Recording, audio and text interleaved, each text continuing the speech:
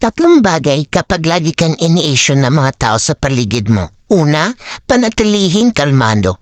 Mahalaga na kalmado ka at hindi magpapadala sa issue na binibigay sa iyo. Huwag hayaan na ang mga taong ito ay makaapekto sa iyong emosyon at pagkatao. Pangalawa, komunikasyon. Subukan mong makipag-usap sa taong ito ng maayos at malumanay. Ipahayag mo ang iyong mga saloobin dahil may mga bagay na naayos kapag pinag-uusapan.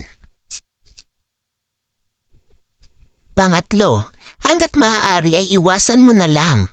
Dahil ang pag-iwas ay hindi kabawasan sa iyong pagkatao, di rin ibig sabihin ay mahina ka, bagkus nagpapahiwatig lang ito kung gaano kakatibay para wag makipagduelo sa taong mahina ang tornilyo sa ulo.